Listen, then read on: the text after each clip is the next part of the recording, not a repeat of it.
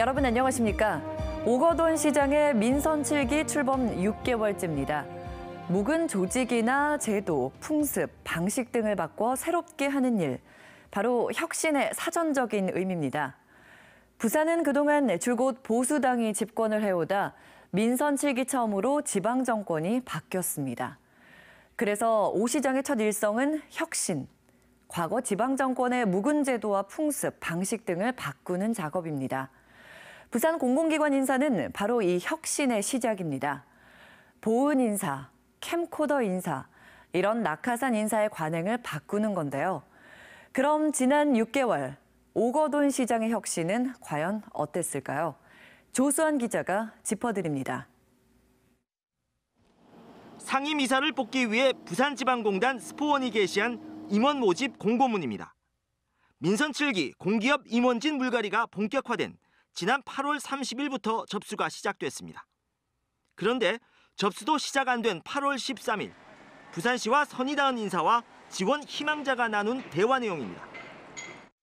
한마디로 열심히 말합니다.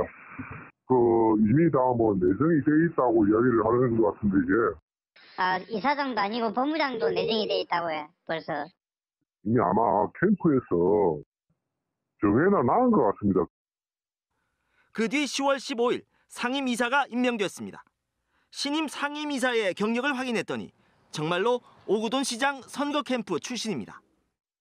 와서 업무를 숙지하고 해나가는 데는 충분히 감당할 수 있다. 그러니까 어쨌든 캠프에서 좀 배려를 해주신 거는 맞다고 보시나요? 네. 공모 과정은 모양새일 뿐이었습니다. 더 큰 문제는 신임 상임이사가 지원 자격 요건도 갖추지 못했다는 논란입니다. 저희는 일단 1번부터 7번까지 해당 사항이 없으면 무조건 8호로 해석합니다. 25개 부산시 산하 공기업과 출자 출연기관에서 오 시장이 임명하는 임원은 45명. 민선 7기 이후 26명이 교체 임명됐습니다. 부산시설공단 이사장, 부산도시공사 사장, 부산발전연구원, 부산여성가족개발원, 부산복지개발원 원장 등 취재팀이 이들의 경력을 확인한 결과 선거 캠프 출신이 절반에 가깝고 관료가 3명, 인맥으로 추정되는 인물이 4명으로 무려 70% 이상이 이른바 낙하산 인사로 분류됐습니다. 시민들의 개혁의 의지를 담은 시장입니다. 따라서 과거와는 다른 형태의 모습을 보여줘야 함에도 불구하고 그렇게 달라진 모습을 찾아보기가 좀 어렵지 않나. 공공기관 인사를 앞두고 오 시장은 선거 캠프와 관피아 논란을 최소화하겠다고 강조했습니다.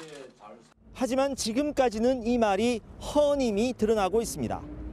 혁신과 개혁을 강조하고 있지만 실제로는 말과 행동이 다른 결과입니다. 취임 6개월, 오 시장의 말에 힘이 실리지 않는 이유이기도 합니다. MBC 뉴스 조수아입니다. 지난 주말 자유한국당이 당협위원장 인적 쇄신을 단행했습니다. 부산의 경우 겉으로 보기에는 대규모 인사였는데요. 사실 내막을 들여다보면 윗돌을 빼서 아랫돌 괴는 시기였다는 지적입니다. 새누리당으로 다시 되돌아가는 것이 아니냐는 이야기까지 나오고 있습니다. 이만은 기자입니다. 자유한국당 비대위의 결정으로 물갈이 대상에 포함된 부산의 현역 국회의원은 3명.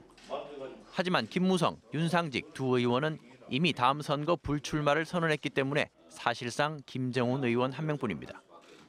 인적 쇄신 전이나 후나 크게 달라진 게 없다는 냉소적인 반응이 나오는 이유입니다. 기준이 없어요. 이것은 결론적으로 말해서 자유한국당이 민심과 당심을 역행하는 혁신의 참사입니다. 살아남은 나머지 8명의 현역 의원들은 오히려 입지를 다지게 됐습니다. 특히 친박계 의원들의 약진이 눈에 띕니다. 다선 의원들이지만 지역에서 존재감을 제대로 보여주지 못하고 있는 유기준, 조경태 의원 등이 다음 선거에서도 다시 기회를 잡을 가능성이 커졌습니다. 일부 당협에서는 강력 반발하고 있습니다.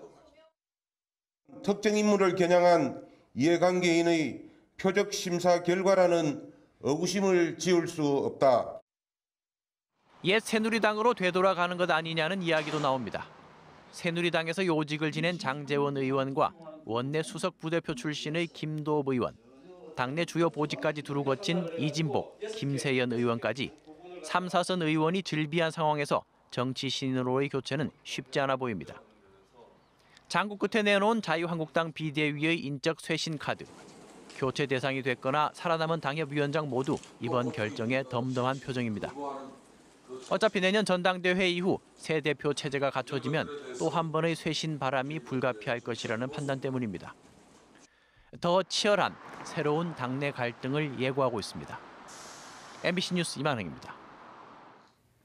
부산항을 거쳐 중국으로 가던 컨테이너 안에서 코카인 63kg이 발견됐습니다. 무려 200만 명이 동시에 투약할 수 있는 양인데요. 시가로 1,900억 원어치입니다. 중남미 범죄 조직이 부산항을 중간 기지로 삼아 밀수를 시도한 것으로 추정하고 있습니다. 박준호 기자가 취재했습니다. 세관 직원들이 컨테이너 내부에 있던 가방을 꺼냅니다. 가방 속에는 차곡차곡 잘 밀봉된 뭉치가 가득 들었습니다. 밀봉된 봉투를 칼로 뜯어냈더니 흰 가루가 나옵니다. 마약 코카인입니다. 부산항을 거쳐 중국 텐진항으로 가는 환적 화물에서 코카인 63.88kg, 시가 1,900억 원어치가 적발된 겁니다. 200만 명이 동시에 투약할 수 있는 양으로 부산항 개항 이래 환적 화물에서 적발한 사상 최대의 규모입니다. 발견 당시 코카인이 담긴 가방은 구리 고철 더미 속에 숨겨져 있었습니다. 금속이어서 그런지 전체가 다 시커멓게 나와서 그 속에 어떤 물건이 들었는지 알 수 없는 상태였었던. 항구를 거쳐가는 환적 화물은 보통 파손을 막기 위해 검사를 실시하지는 않지만 이번에는 엑스레이 검사와 함께 내부도 점검했습니다. 이 컨테이너는 지난 10월 에콰도르에서 선박에 실린 뒤 멕시코를 거쳐 지난주 금요일 부산 북항에 도착했습니다. 멕시코 세관에서 정보를 받은 우리 세관은 부산항에 도착할 때까지 20일 넘게 이 컨테이너를 주시하고 있었습니다.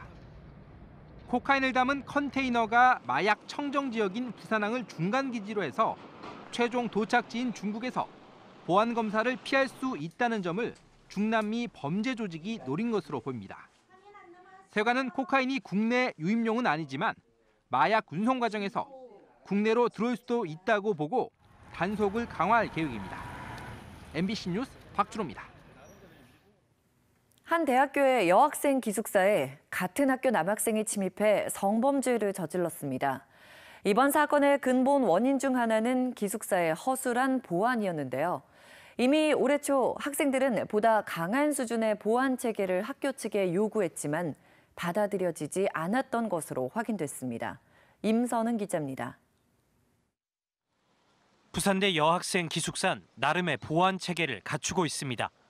출입증이 있어야만 들어갈 수 있는 입구, 출입문 앞에서 낯선 사람을 확인하는 경비원, 건물 내외부의 CCTV, 이렇게 크게 세 가지입니다. 먼저 출입증이 없었던 성범죄 가해 학생은 다른 학생이 기숙사를 나가려고 출입문을 연 사이 이를 통과했습니다. 이때가 새벽 1시 40분쯤, 새벽 1시부터 5시 사이인 경비원의 휴게 시간이어서 가해 학생은 기숙사 본관 3층까지 올라가는 동안 아무런 제지를 받지 않았습니다. CCTV 모니터링은 기숙사 방제실에서 이루어지는데 새벽 시간이라 역시 근무자가 없었습니다. 중에는 왜 다 검토하고 있는 거 아니겠습니까? 모르겠습니다만. 대부분의 여학생은 이 같은 보안 허점을 알고 있었습니다. 그 시간은 좀 위험한 것 같아요. 아, 휴식 시간에? 그래서 그때 일어나가지고 네. 아무도 연락도 안 받으시고. 때문에 학생들은 기숙사가 문을 열기 전인 올해 2월 보다 높은 수준의 보안 체계를 학교 측에 요구했습니다. 부산대 총학생회에 따르면 출입증을 찍은 학생 1명만 통과할 수 있게 출입문을 스피드게이트 형태로 개선하고 보안에 공백 시간이 없도록 경비 인력을 배치해달라는 내용이었습니다. 이 내용이 검토된 건 성범죄 사건이 발생하고 나섭니다. 이상 상황이고 많이 우려들 하시고 또 이런 게 안정이 될 때까지는 노력을 해야 될 필요가 있다고 생각합니다. 이뿐만이 아닙니다. 취재진이 기숙사 주변을 돌아보니 외부 담장 높이가 2m도 채 되지 않았고 담장이 아예 없는 부분까지 있었습니다. MBC 뉴스 임선응입니다. 에어부산이 부산 기업으로는 올 들어 처음으로 주식시장 상장을 앞두고 있습니다. 예상보다 낮은 가격의 공모가가 결정됐는데요. 흥행 여부에 지역 경제계에 관심이 쏠리고 있습니다. 민성빈 기자입니다. 오는 27일 상장을 앞둔 에어부산이 주당 공모가를 3,600원으로 최종 확정했습니다. 총 공모 물량 520만 7천 주, 공모 금액은 187억 4,520억 원입니다. 티웨이 항공이 지난 8월 12,000원에 상장했지만 현재 7,000원대를 맴돌고 있는 상황. 다소 위축된 시장 분위기가 반영된 결과로 풀이됩니다. 에어부산은 전체 공모 물량의 80%에 대해 일반 투자자 청약을 진행할 예정입니다. 또 격려도 해주시고 또 잘못되는 부분을 질책해 주는 그런 관계가 돼서 좀 더 우리가 2단계 10년을 발전하는데 우리 정민들이 좀 주주로서 적극 참여를 해주면 좋겠고요. 에어부산은 확보된 자금을 신규 항공기재 구매와 자체 경납고 보유, 훈련시설 마련 등에 사용할 계획입니다. 에어부산의 지분을 갖고 있는 부산상공계도 이번 상장을 통해 지역 해외 노선 확대와 항공산업 발전 등 효과를 기대하고 있습니다. 부산 지역 기업인들이 투자하고 만든 항공사고 또 그 항공사가 발전해서 지역 기업을 이끌어주고 같이 동반 성장을 하는 그런 중요한 계기가 이번 기업 공개를 통해서 마련될 거라고 봅니다. 특히나 에어부산이 올 들어 부산 지역의 첫 상장 기업이라는 점에서 지역 경제계의 관심이 더욱 쏠리고 있습니다. MBC 뉴스 민성빈입니다. 동남권 관문공항 추진을 위한 시민토론회가 오늘 부산 상공회의소에서 열렸습니다. 서희택 부산대 석좌 교수가 좌장을 맡아 진행된 이번 토론회에는 경남 김해을 김정호 국회의원과 허종 한국항공정책연구소 고문 등 전문가와 시민 200여 명이 참가해 2시간 동안 토론을 이어갔습니다. 참가자들은 김해 신공항의 문제점과 함께 대형 항공기와 화물기가 24시간 안전하게 운항할 수 있는 새로운 관문공항의 필요성을 강조했습니다. 2018 부산 창업가 송년회 밤 행사가 오늘 해운대 그랜드 호텔에서 열렸습니다. 부산시와 부산경제진흥원이 마련한 이번 행사에는 청년 창업가와 외국인 창업자, 대학 우수 창업 동아리 등 200여 명이 참가해 교류를 가졌습니다. 부산시는 해양관광업체 요트탈레의 김건우 대표와 천연조미료 개발업체 정성깃든의 김인경 대표, 안전의류 생산업체 보배특수사의 김진수 대표 등 3명을 올해의 우수 창업가로 선정해 표창했습니다.